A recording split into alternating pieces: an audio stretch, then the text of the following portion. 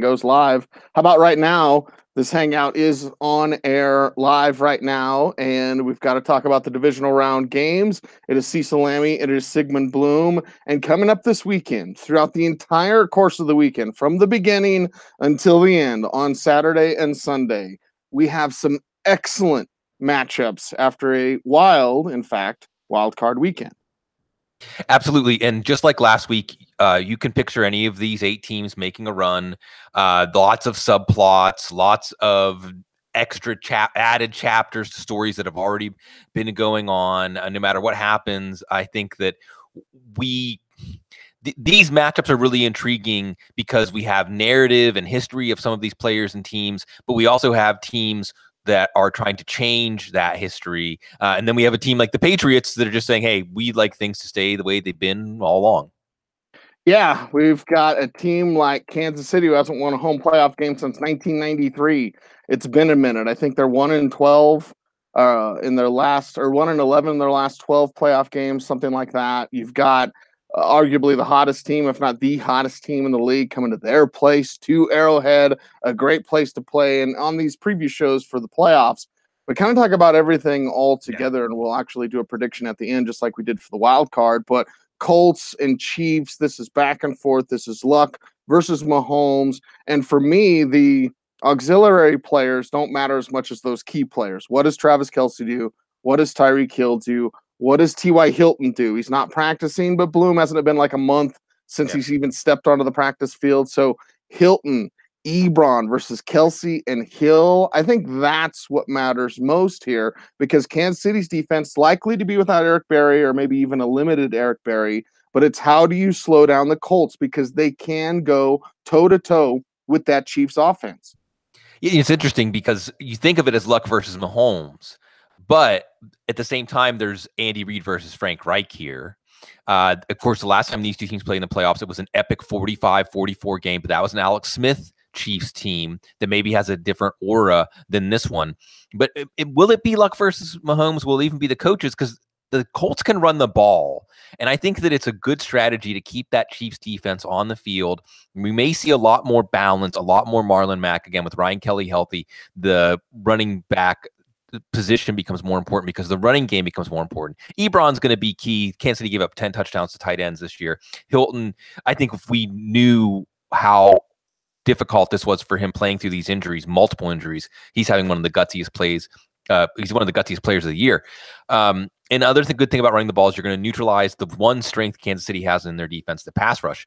Mahomes will be trying to buck the trend that we saw last week. Lamar Jackson, Mitchell Trubisky, the first-time quarterbacks, Deshaun Watson, going down in their first playoff game. But Mahomes, well, he's basically bucked every trend that he's been going against. Where is healthier?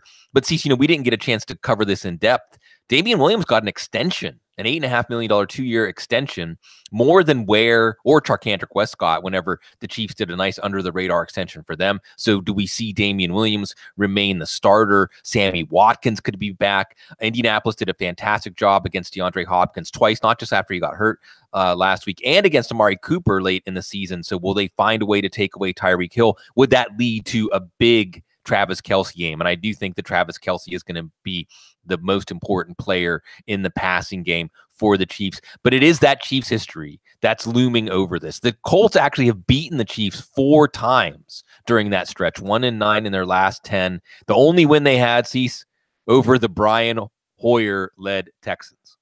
There we have it. And that's going to change this week. I know it's time for game prediction, but I do want to say this, Bloom, almost in a way, because you mentioned Damian Williams.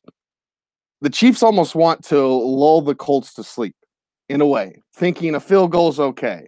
Because we know, and I don't think Pat Mahomes is going to be bothered by this. Like you said, he's bucked every trend. I don't think Pat Mahomes is going to be a guy who's bothered by playing with a lead, playing from behind, playoffs, just kind of the added pressure there. But again, if you go toe-to-toe, Luck can keep up. Luck can beat you. But if you run the ball a little bit more with Damian Williams, if you kind of lull them to sleep, is that actually the best recipe for success? Still drop 35. I'm not saying, don't score any points.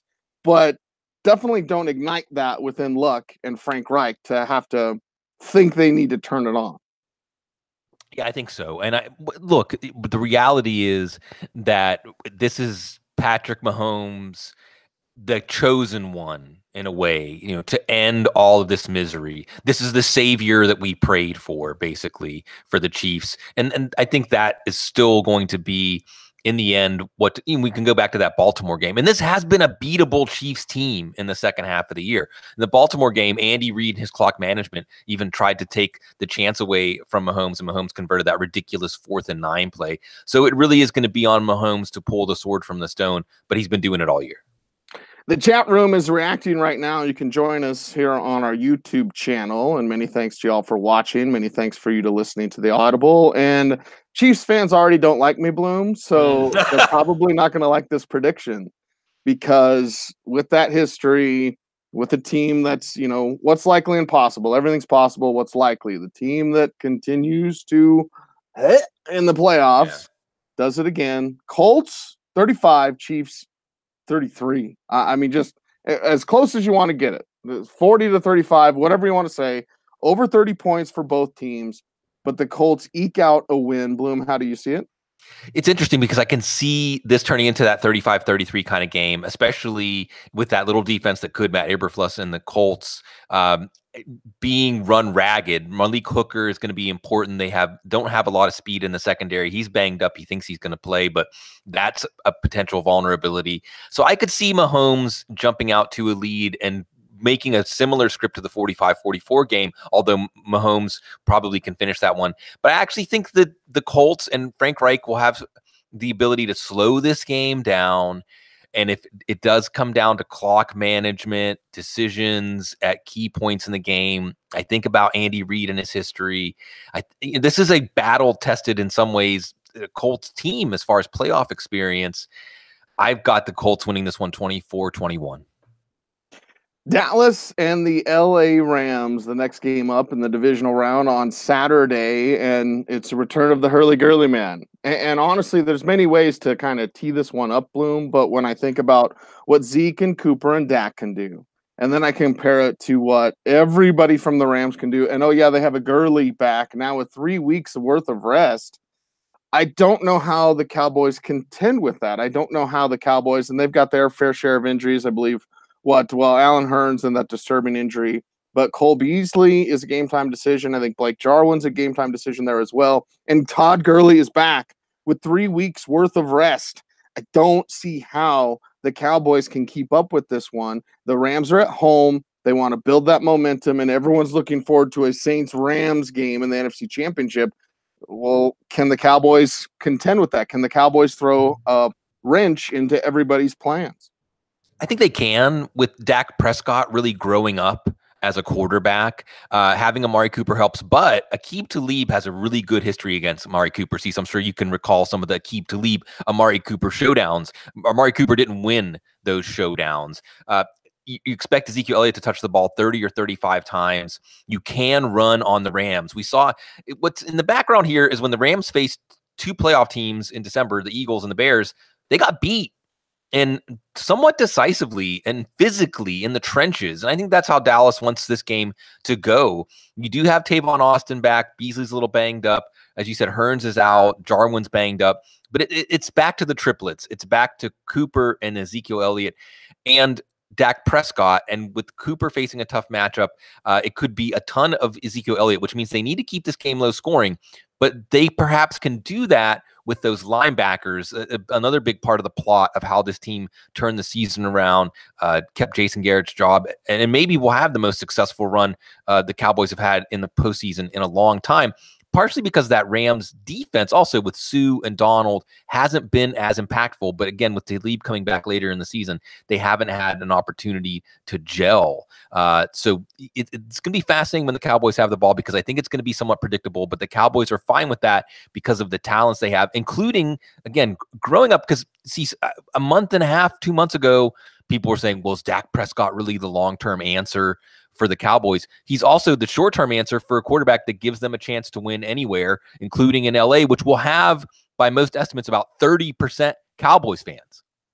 Well, and here's the thing. I think the physicality is going to be a lot higher in this game. I think people should be expecting that, but if you're thinking points, more points because of the Rams, look at the Cowboys defense and look at how they want to beat you up. They want to fly around, they want to intimidate you, and they want to be the bully. They're quite capable of doing that, but again, they have a Gurley. And the Rams, by the way, as you mentioned, with their defensive stars, can be the bully right back. So is this coming down to, okay, does Dak make any mistakes or does Goff make more mistakes? Goff prone to make too many mistakes. Yeah, Goff doesn't fit in that first-time quarterback postseason category because last year the Rams did make the playoffs, and I think that means something. I almost brought that up as well, Bloom. That I think that factor alone, he's been here, and I think that means something for this game. It does, and the Rams lost to the Falcons last year in the playoffs on some special teams miscues. The offense wasn't really clicking. The offenses look beatable, too. Remember, the Bears just made them look like they were flailing, and they didn't do enough against an Eagles defense. We'll talk about that later in the show. That's very vulnerable. Dallas has a good pass rush. They have good linebackers. Without Cooper Kupp, this offense has been not as explosive.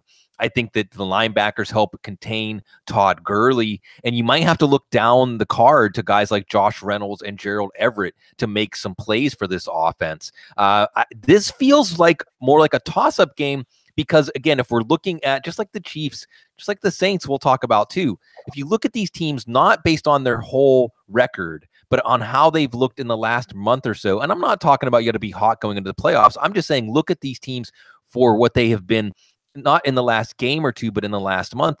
The Rams look like a beatable team, and the Cowboys have to be very confident right now. So I think that you're going to ask Goff to make some plays, and not necessarily to Brandon Cooks because they've got Byron Jones, who's been excellent, and Chris Richard, a name a lot of people are talking about as a potential head coach with the job that he's done in Dallas. So I think you're right to say the Dallas Cowboys defense can be as much of a factor as the Rams offense when the Rams have the ball, and this can be a low-scoring back-and-forth game.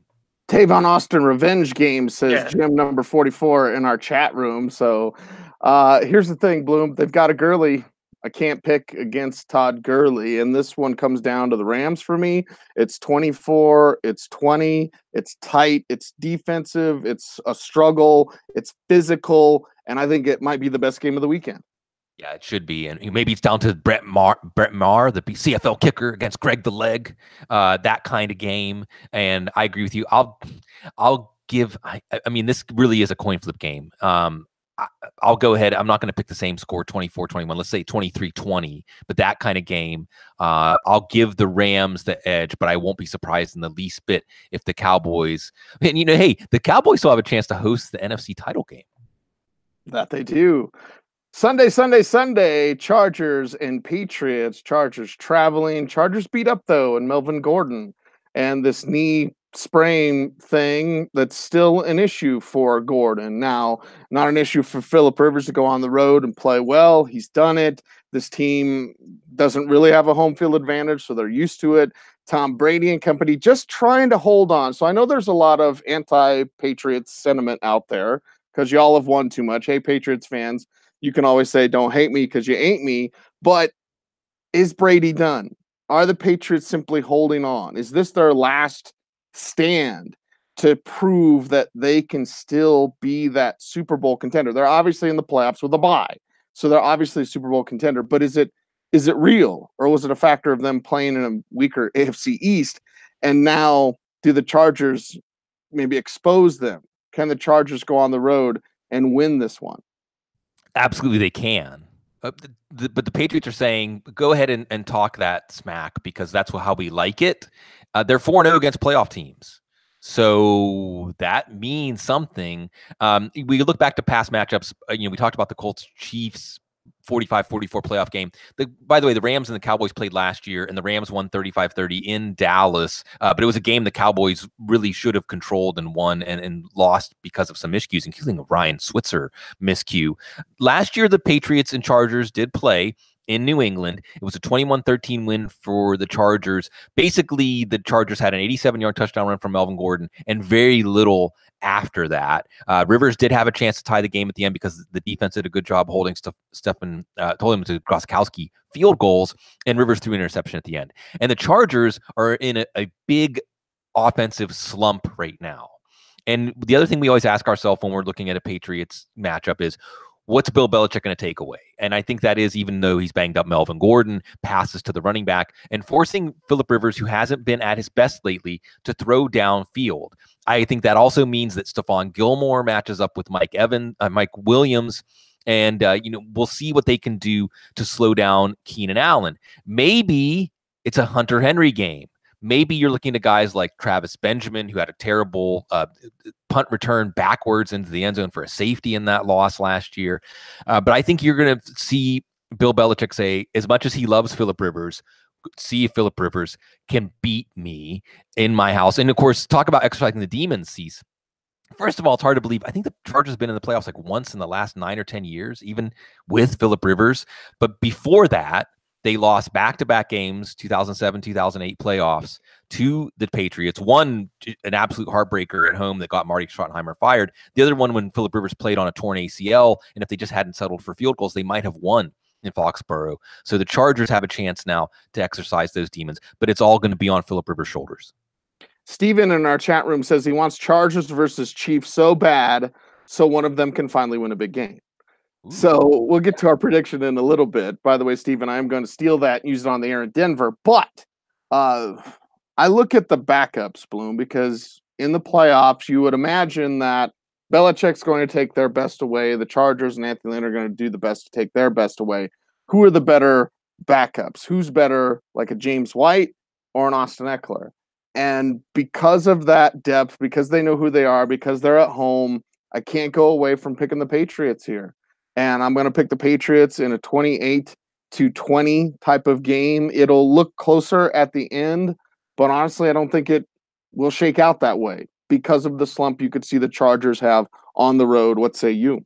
Yeah, I agree that it's so difficult to pick against the Patriots in the game that should be close. I expect a lot of running from Sony Michel and picking your spots with Tom Brady, throwing to guys like, of course, Julian Edelman, but also maybe a little Philip Dorsett, a little Cordero Patterson, not Rob Gronkowski. Oh, it's so sad. Yeah. But you have, the Chargers, what do they have to throw at you? A pass rush. And I think the Patriots can come up with a good game plan to neutralize that pass rush the same way the Colts will try to do. And I am picking it. It pains me, Cecil, picking the Patriots here, 2016. Philadelphia and the New Orleans Saints. This one is one we're all waiting for, and we're all looking to this situation going, what are we going to see? Are we going to see the miracle run continue with Nick Foles? Can the Eagles possibly do it?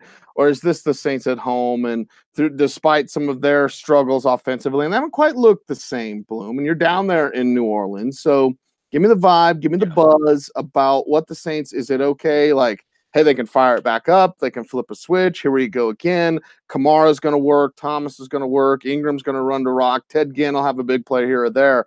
Or is it more struggles? Could the Eagles actually get them there? Can Nick Foles stay close enough to actually come through and beat you at the end? What's the vibe you're picking up there in New Orleans? Yeah, well, this is a city as crazed as Pittsburgh when it comes to football. It's something about the black and gold, I guess. But you're right to cast this story, and it's a great story, the Nick Foles story, Foles magic. But New Orleans defense has some magic of its own. I do think you're not going to see much conventional running from Philly, a lot more Sproles and Smallwood. Of course, Darren Sproles still beloved down here. You're going to see more passing to the tight ends and 2 tight end sets. You'll probably see Eli Apple and Marshawn Lattimore do their work against Alshon Jeffrey and Nelson Aguilar. So Golden Tate could be a big factor. Look, the last time we saw New Orleans in a big game down here in Week 16 against the Steelers, you were thinking, and I think we talk about exercising the demons. From a Saints point of view, you don't want the game to come down to your defense. I mean, historically. And the Steelers were driving the ball down the field despite their own miscues. And it was a nice play that maybe helps reverse the curse there and makes them feel like their defense can make a play when they have to. But at the same time, The Philly defense is so thin, and I think Mitchell Trubisky didn't play up to the level he could have last week. Drew Brees will. Ted Ginn is back. That's really big for this offense. You've got Kamara and Ingram. Of course, you've got Michael Thomas. There's nobody in. I mean, Michael Thomas might catch 12 or 13 balls in this game. And I do think that when it comes right down to it, the biggest mismatch in any of the games this weekend is the New Orleans offense against the Philly defense. Oh, this one's tough because you think about your heart, you think about the storylines, right? And New Orleans at home, I don't know how anybody beats them, even the Rams next week. I don't know how anyone goes to New Orleans and beats that team in the Superdome. It was so hypercritical for that team more than any other team in the NFL to win home field advantage throughout the playoffs. We talked about the great teams, of course, in New England, who's not quite the same, in Kansas City, but they don't in the playoffs. That won a playoff game at home since '93, so it's been a minute. But that team in that city, in that dome, I just don't see how you contend with it. I don't see. It's a nice story with Nick Foles. You've got he can option out. I mean, there's so many things with contracts, and we're going to do a coaches show as well. I leave for the Shrine game on Sunday, but we can do these anytime, anywhere. We're on the fly, right, Bloom? So I'm going to pick New Orleans. And in this one, sorry, Eagles fans, you've had a great ride. Got to hang out with Jason Wood, Jeff Pasquino, Eagles fans extraordinaire last weekend in Vegas. You guys know you've had a great ride, and it's over now. And someone else is going to be world champs because the Saints beat them. And, 35-17. Yeah. It could be that type of game, Bloom. Well, the type of game it was the first time with Carson Wentz down here was 48-7, I think. It'll be closer than that, but not a lot closer. I say 38-24, but 38-24 with full scoring a garbage time touchdown or two. Right, and scoring that one late. Everyone wants to know, Bloom, as my battery's running out of charge here, but I got enough. Yeah. Because everybody wants to see behind the scenes with Football Guys. What is the record you showed me before the show?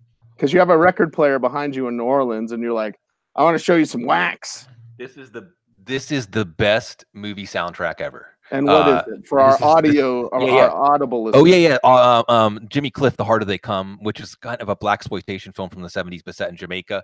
It includes all-time classics. You can get it if you really want. Rivers of Babylon, Many Rivers to Cross, The Harder They Come, Shantytown, Pressure Drop, Sitting in Limbo. It's an essential in every single catalog. It is. He's Sigmund Bloom, by the way. Steven in the chat room says, BDN for Nick Foles if the Eagles win. Yeah, big sorry, Joe, Nick. And I guess for me, I'll show everybody where I'm at. I'm in the Prod 5 studio here at the Fan. And Bloom, I know y'all didn't make it to Denver, which I wish you were here, brother, but we've got quite a bit of snow coming down today. So, and then it's going to be like 60 on Sunday. So that's Colorado. Anyway, we're the Audible. Thank you guys for watching. Thank you for listening. He's Sigmund Bloom. Follow him on Twitter at Sigmund Bloom. I am at Cecil Lammey. The show is at the Audible. We appreciate you guys. Stay tuned and stay frosty.